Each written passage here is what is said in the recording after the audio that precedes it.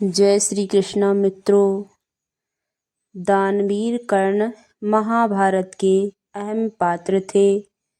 मरते हुए कर्ण को देख उसकी पत्नी ने क्या किया, जिसे देख श्री कृष्ण और पांडव भी रो पड़े। वह कुंती और सूर्यदेव के पुत्र थे। कुंती ने कर्ण को बचपन में ही नदी में प्रवाहित कर दिया था। उनका लालन पालन अधिरथ और राधा ने किया था।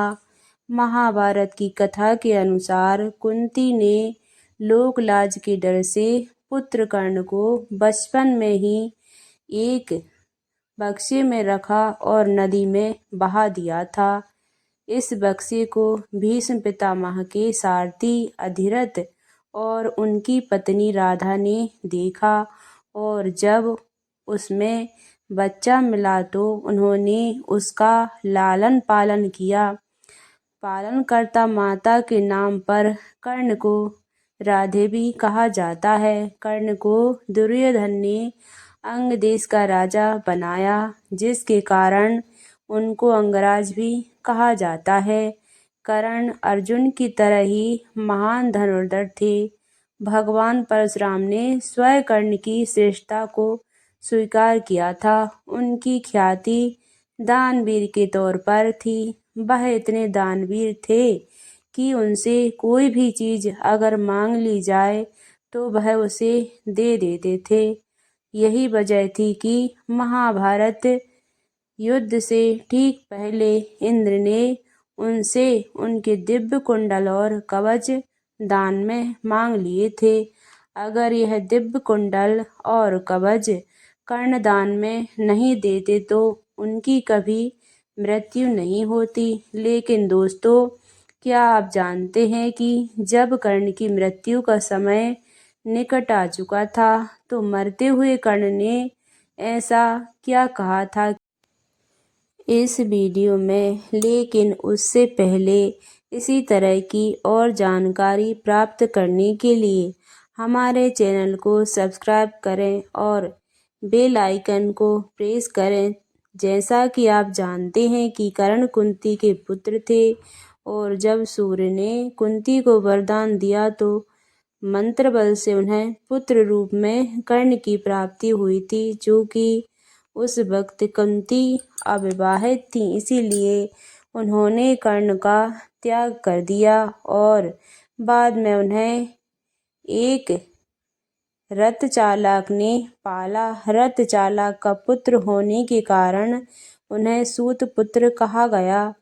वह वीर योद्धा थे और यही वजह है कि कर्ण की मृत्यु के बाद उसका अंतिम संस्कार भूमि पर नहीं किया गया था। दरअसल उन्होंने श्री कृष्ण से यह वरदान मांगा था कि मृत्यु के पश्चात मेरी देह ऐसे स्थान पर अंतिम संस्कार कीजिए जहाँ कोई पाप न हुआ हो। बचपन में कुंती ने एक बार दुर्वासा ऋषि की बहुत अच्छे तरीके से अति सत्कार किया था। इससे प्रसन्न होकर दुर्वासा ऋषि ने कुंती को एक मंत्र दिया जिसके द्वारा वह किसी भी देवता को बुला सकती थी। एक दिन कुंती के मन में उस मंत्र को आजमाने का ख्याल आया। वह बाहर निकलती तो देखा कि सूर्य अपनी पूरी भव्यता में चमक रहे थे। उनकी भव्यता देखकर वह बोल पड़ी, मैं चाहती हूँ कि सूर्यदेव आ जाएं। सूर्यदेव आए और कुंती गर्भवती हो गई और एक बालक का जन्म हुआ। वह सिर्फ 14 साल की अविवाहित स्त्री थी। उन्हें समझ नहीं आया कि ऐसे में सामाजिक स्थितियों से कैसे निपटा जाएगा। उसने बच्चे को एक लकड़ी के बक्से में रख दिया और बिना उस बच्चे के भविष्य के बारे में सोचे उसे नदी में बहा दिया। उसे ऐसा करने में थोड़ी हिचकिचाहट हुई, पर वह कोई भी कार्य पक्के उद्देश्य करती थी। एक बार वह अगर मन में ठान लेती तो वह कुछ भी कर सकती थी। उसका हृदय करुणा शून्य था। कर्ण एक ऐसा पात्र था महाभारत में जिसे देवपुत्र होने के बावजूद भी सामाजिक प्रताड़ना का सामना करना पड़ा और उसको समाज में अस्वीकार किया गया। महाभारत की कहानी रोचक और दिल दहला देने वाली कहानियों से भरी हुई है। अंगराज कर्ण यानी सूर्यपुत्र कर्ण की मृत्यु महाभारत की कुछ इन्हीं घटना में से एक है। यह बात तो हम सब जानते हैं कि कर्ण की मृत्यु ने दुर्योधन के बल को चकनाचूर कर दिया था, लेकिन क्या आप जानते हैं कि आखिर कर्ण की मृत्यु के बाद उसके परिवार का क्या हुआ? आखिर उसकी पत्नी का जब उसे कर्ण की मृत्यु की सूचना मिली, अंगराज कर्ण की पत्नी का नाम रूसा था। महाभारत में कर्ण की पत्नी रूसी का वर्णन बुद्धिमान, चरित्रवान और पतिव्रता पत्नी के रूप में किया गया है। अंगराज कर्ण की तरह ही उनकी पत्नी रूसाली भी एक सूतपुत्री थीं। एक सूतपुत्री होने के कारण अपने पिता अधीर के कहने पर कर्ण ने रूसाली से विवाह किया था। रूसाली दुर्योधन की विश्वास पात्र सारथी सत्यसेन की बहन थी और एक बुद्धिमान स्त्री भी थी। महाभारत में कर्ण की पत्नी रूसी के बारे में बहुत ही कम वर्णन मिलता है, लेकिन रूसी का तय और प्यार किसी स्त्री से कम नहीं था। महाभारत में उसे सत्य और निष्ठा का पालन करने वाली एक धर्म परायण स्त्री के रूप में दिखाया गया है। ऐसा कहा जाता है कि रूसी को द्रौपदी के चीरहरण की खबर पहले ही लग गई थी। रूसी ने दुर्योधन और शकुनी के इरादे को पहले ही माप लिया था। रूसी ने द्रौपदी के चीरहरण को पहले ही रोकने का पूरा प्रयास भी किया था, लेकिन होने को कौन टाल सकता है। कहते हैं कर्ण की मृत्यु के बाद रूसी के जीने की इच्छा लगभग खत्म ही हो गई थी। उसके बाद वह कर्ण की चिंता पर ही उसके साथ सती हो गई। महाभारत के युद्ध में कर्ण के सारे पुत्र मारे जा चुके थे, लेकिन उसका और शक्तिशाली रूसाली का एक पुत्र अंत तक जीवित बचा हुआ था। जब रूसी को कर्ण की मृत्यु की सूचना मिली, तब उसे पता चला कि उसका दाह संस्कार किया जा रहा है, तो वह भी युद्ध भूमि में पहुंची और उसके बाद जब कर्ण की चिता पर आग लगाई गई, तब उस समय रूसाली भी उनके साथ सती हो गई। कहते हैं रूसाली और कर्ण का एक पुत्र जीवित बचा हुआ था। जी हाँ, ऐसे तो कर्ण के 9 पुत्र थे।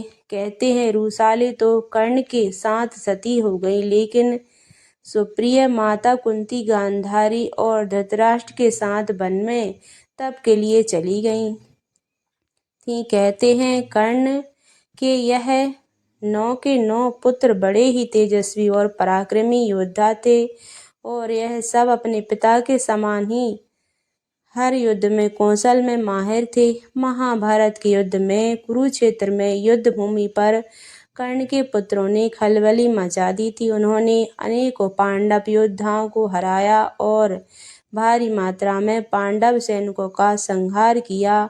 कर्ण के पुत्रों ने युद्ध में वह रण कौशल दिखाया जिसे देखकर अनेकों पांडव योद्धा भयभीत होते उठते थे। अपने पिता कर्ण के समान यह भी पांडवों की विजय में बहुत बड़े भ्राता थे। पांडव जानते थे कि बिना कर्ण और उसके पुत्रों के दमन के वह युद्ध नहीं जीत सकते। वह युद्ध के 17 दिन कर्ण और अर्जुन के बीच बड़ा घनघोर युद्ध हुआ और जहाँ पर भगवान श्री कृष्ण की चतुराई और छल के कारण अर्जुन के हाथों वीरगति को प्राप्त हुए, उसी दिन कर्ण के 8 पुत्र वीरगति को प्राप्त हो गए थे। वहीं शत्रुंजय, वृषसेन और द्रुपद को अर्जुन ने मारा। इस प्रकार कर्ण के 9 में से 8 पुत्र महाभारत के युद्ध में मारे गए। कहते हैं वृषकेतु कर्ण और रूसी का इकलौता जीवित पुत्र था। वृषकेतु के पिता और अन्य सभी बाण का अंत हो चुका था तथा उसकी माता भी कर्ण की चिता पर सती हो गई थी। वृषकेतु अकेला हो गया था। उसके सभी अपने चल बसे, लेकिन इसके बाद भी उसने कभी भी अपने मन में बदले की भावना नहीं डाली। वृषकेतु का बचपन दरअसल अपनी माता यानी रुशाली के साथ ही बीता था, इसलिए उसके चरित्र पर उसकी माता का प्रभाव पड़ा। उसने कभी भी पांडवों के विषय में कुछ गलत नहीं सोचा तथा उसने कभी भी अर्जुन को गलत नहीं माना। वृषकेतु धर्म और कर्म का ज्ञान रखता था,